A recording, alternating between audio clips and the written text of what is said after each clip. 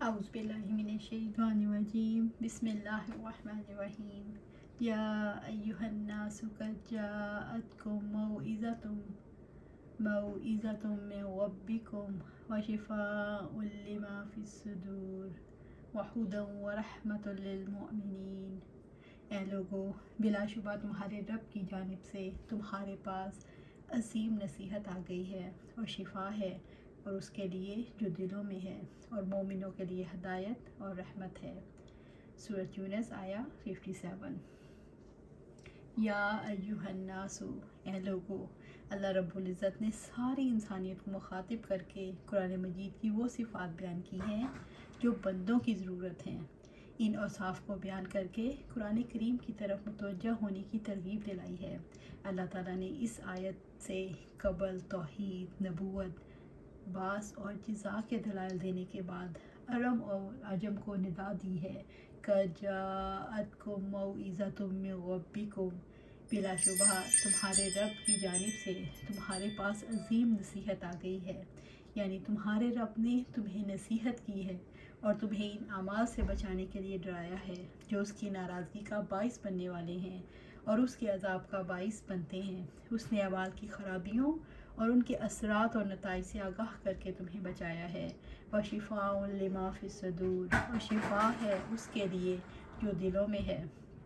کتاب دل کی بیماریوں کو دور کرتی ہے، کتاب ذہن کے شکوک کو دور کرتی ہے، کتاب دل و دماغ کے غلط تصورات کو نکالتی ہے، کتاب یقین کی دولت سے دلوں کو بھرتی ہے۔ ابو سعید خدری رضی اللہ تعالیٰ عنہ کی روایت ہے کہ رسول کریم صلی اللہ علیہ وآلہ وسلم کی خدمت میں ایک شخص حاضر ہوا اور عرض کی کہ میرے سینے میں تکلیف ہے۔ آپ صلی اللہ علیہ وآلہ وسلم نے فرمایا، قرآن پڑھا کرو، کیونکہ حق کے تعالیٰ کا ارشاد ہے وَشِفَاءٌ لِمَا فِي الصُّدُورِ، یعنی قرآن شفا ہے ان تمام بیماریوں کی جو سینوں میں ہوتی ہیں۔ رسول اللہ صلی اللہ علیہ وآلہ وسلم نے فرمایا، دو تندرستی پیدا کرنے والی چیزوں کو اپنے اوپر لازم کر لو، شہد اور قرآن۔ عبداللہ رضی اللہ تعالیٰ عنہ سے روایت ہے کہ قرآن میں دو شفاؤں کا ذکر ہے، ایک قرآن اور دوسرا شہد۔ قرآن اس کے لیے شفا ہے جو سینوں میں ہے، اور شہد ہر بیماری کا علاج ہے، اور یہی قرآن ہے جو امراض قلب، مثلاً امراض شہوات جو شریعت کی اطاعت سے روکنے ہیں، اور امراض شبہات جو علم یقینی میں قادح ہیں کے لیے شفا ہے۔ اس کتاب کریم کے اندر مواعظ، ترغیب و ترہیب اور وعدہ و وعید کے مضامین ہیں جو بندے کے لیے رغبت اور رحمت کے موجب ہیں۔ جب آپ اس کتاب کریم میں بھلائی کی طرف رغبت، برائی سے ڈر اور قرآن کے معنی میں بتکبر ایسا اسلوب پاتے ہیں، برائی سے ڈر اور قرآن کے معنی میں بتکرار ایسا اسلوب پاتے ہیں، تو یہ چیز اللہ تعالیٰ کی مراد کو نفس کی مراد پر مقدم رکھنے کی موجب بنتی ہے، اور بندہ مومن نزدیک اللہ تعالیٰ کی رضا شہوت نفس سے زیادہ محبوب بن جاتی ہے۔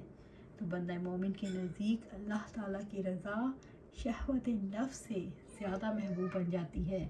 اسی طرح اس کے اندر جو دلائل و براہین ہیں، ان کو اللہ تعالیٰ نے مختلف طریقوں سے ذکر کیا ہے، انہیں بہترین اسلوب میں بیان کیا ہے۔ وَہُدًى، یعنی حق اور خیر کے راستے کو باطل اور شر کے راستے سے واضح کرنا۔ وَهُدًى وَرَحْمَةٌ لِّلْمُؤْمِنِينَ، اور مومنوں کے لیے ہدایت اور رحمت ہے۔ بس ہدایت حق کے علم اور اس پر عمل کرنے کا نام ہے، اور رحمت سے مراد وہ بھلائی، احسان اور دنیاوی اور اخروی ثواب ہے جو ہدایت یافتہ انسان کو حاصل ہوتا ہے۔ تب معلوم ہوا کہ ہدایت جلیل ترین وسیلہ اور رحمت کامل ترین مقصود و مطلوب ہے۔ اس کی طرف صرف اہل ایمان ہی کو رہنمائی عطا ہوتی ہے، اور اہل ایمان ہی رحمت سے نوازے جاتے ہیں۔ جب بندہ مومن کو ہدایت حاصل ہوتی ہے اور اسے ہدایت سے جنم لینے والی رحمت سے نواز دیا جاتا ہے، تو وہ سعادت، فلاح، نفع، کامیابی، فرحت اور سرور کے حصول میں کامیاب ہو جاتا ہے۔ عمر رضی اللہ تعالیٰ عنہ سے مروی ہے کہ آپ صلی اللہ علیہ وسلم نے فرمایا، اللہ تعالیٰ اسی کتاب کے ذریعے لوگوں کو بلند کرتا ہے اور اسی کتاب کے ذریعے لوگوں کو پست و ذلیل کرتا ہے۔ آپ صلی اللہ علیہ وسلم نے فرمایا، اللہ تعالیٰ کی کتاب میں ہدایت ہے اور روشنی ہے، جس نے اس کو مضبوطی سے پکڑ رکھا وہ ہدایت پر قائم ہو گیا، اور جس نے غفلت برتی وہ گمراہ ہو گیا۔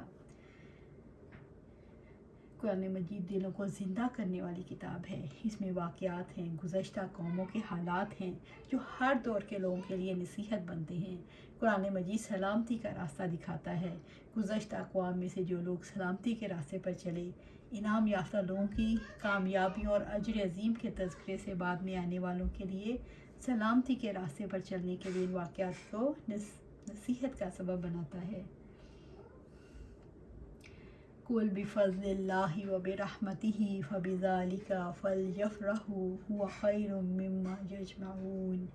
آپ کہہ دیں یہ اللہ تعالیٰ کے فضل اور اس کی رحمت سے ہے، سو اسی کے ساتھ تو لازم ہے کہ وہ خوش ہوں، وہ ان تمام چیزوں سے بہتر ہے جسے لوگ جمع کرتے ہیں۔ سورہ یونس آیہ 58۔ قُلْ بِفَضْلِ اللَّهِ، آپ کہہ دیں یہ اللہ تعالیٰ کے فضل سے ہے۔ فضل سے مراد قرآن ہے جو سب سے بڑی نعمت ہے، احسان اور اللہ تعالیٰ کا سب سے بڑا فضل ہے جس سے اللہ تعالیٰ نے اپنے بندوں کو نوازا ہے۔ وَبِرَحْمَتِهِ یعنی دین، ایمان، اللہ تعالیٰ کی عبادت، اس کی محبت اور اس کی معرفت، یعنی جو انہیں ایمان اور عمل صالح کو ہدایت دیتا ہے۔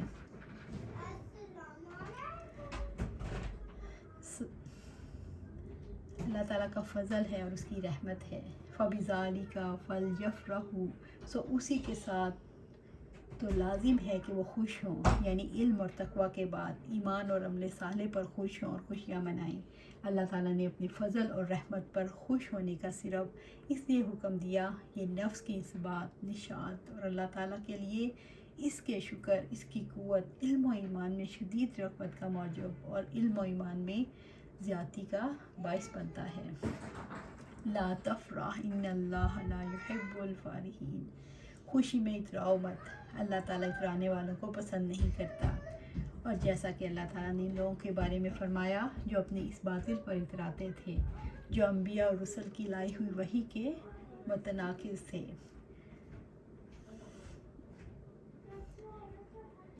قُلْ أَرَأَيْتُم مَّا أَنزَلَ اللَّهُ لَكُم مِّن رِّزْقٍ فَجَعَلْتُم مِّنْهُ حَرَامًا وَحَلَالًا قُلْ اللَّهُ أَذِنَ لَكُمْ أَمْ عَلَى اللَّهِ تَفْتَرُونَ، آپ کہہ دیں کہ تمہارا کیا خیال ہے، جو رزق اللہ تعالیٰ نے تمہارے لیے اتارا ہے تم نے اس میں سے خود ہی کچھ حرام اور کچھ حلال بنا لیا ہے۔ آپ کہہ دیں کہ کیا اللہ تعالیٰ نے تمہارے لیے اس کی اجازت دی ہے یا تم اللہ تعالیٰ پر جھوٹ باندھتے ہو۔ سورہ یونس آیہ 59۔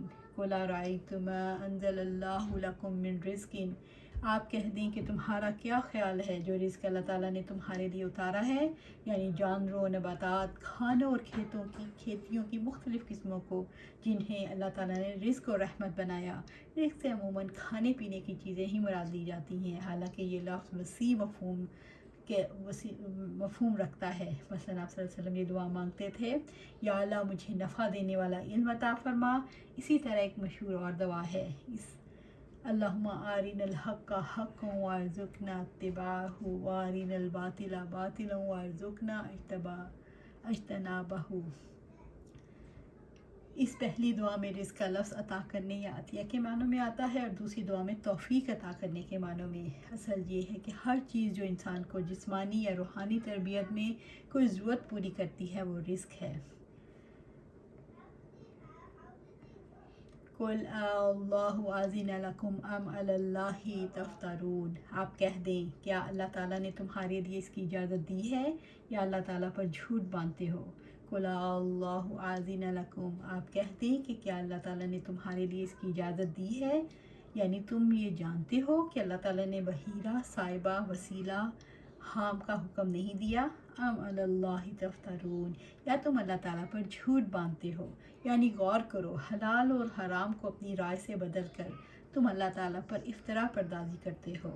وما ظن الذین یفترون علی اللہ الکذب یوم القیامہ ان اللہ لذو فضل علی الناس ولکن اکثرہم لا یشکرون، اور کیا خیال ہے ان لوگوں کا جو اللہ تعالیٰ پر جھوٹ باندھتے ہیں قیامت کے دن کے بارے میں؟ یقیناً اللہ تعالیٰ لوگوں پر بڑا فضل فرمانے والا ہے، لیکن اکثر لوگ شکر ادا نہیں کرتے۔ سورہ یونس آیہ 60۔ وما ظن الذین یفترون علی اللہ الکذب یوم القیامہ، اور کیا خیال ہے ان لوگوں کا جو اللہ تعالیٰ پر جھوٹ باندھتے ہیں قیامت کے دن کے بارے میں، یعنی جب قیامت کے دن وہ لوٹ کر رب العزت کے پاس جائیں گے تو ان کے ساتھ کیا معاملہ ہوگا۔ رب العزت نے فرمایا اور قیامت کے دن لوگوں کو دیکھیں گے جنہوں نے اللہ تعالیٰ پر جھوٹ باندھا کہ ان کے چہرے سیاہ ہوں گے۔ سورۃ الزمر آیا 60۔ ان اللہ لذو فضل علی الناس، یقیناً اللہ تعالیٰ لوگوں پر بڑا فضل فرمانے والا ہے۔ اللہ تعالیٰ اپنے بندوں پر فضل و کرم کرنے والا ہے، اس لیے دنیا میں مہلت دیتا ہے، اور یہ بھی اس کا فضل ہے کہ اس نے مفید اشیاء کو حلال اور نقصان دہ چیزوں کو حرام کیا ہے۔ وَلَكِنَّ أَكْثَرَهُمْ لَا يَشْكُرُونَ، لیکن اکثر لوگ شکر ادا نہیں کرتے، یعنی اللہ تعالیٰ کی نعمتوں کو ٹھکرا کر اپنے اوپر حرام کر لیتے ہیں اور اپنے آپ کو تنگی میں ڈالتے ہیں، یا اللہ تعالیٰ کی نعمتوں کو اس کی نافرمانی میں استعمال کرتے ہیں۔ اکثر لوگ اللہ تعالیٰ کی نعمتوں کا اعتراف نہیں کرتے، قلیل لوگ اللہ تعالیٰ کا شکر ادا کرتے ہیں اور اس کی دی ہوئی نعمتوں کو اس کی فرما برداری کے کاموں میں استعمال کرتے ہیں۔ اس آیت کریمہ سے استدلال کیا جاتا ہے کہ کھانے والی تمام اشیاء میں اصل ہیلتھ ہے جب تک کہ اس کی حرمت پر شرعی حکم وارد نہ ہو، کیونکہ اللہ تعالیٰ نے لوگوں پر نکیر فرمائی ہے جنہوں نے اللہ تعالیٰ کے اس رزق کو حرام قرار دے دیا جسے اللہ تعالیٰ نے اپنے بندوں کے لیے نازل کیا۔ اللہ سبحانہ تعالیٰ سے دعا ہے کہ ہمیں قرآن و سنت کے مطابق زندگی گزارنے کی توفیق عطا فرمائے، آمین یا رب العالمین۔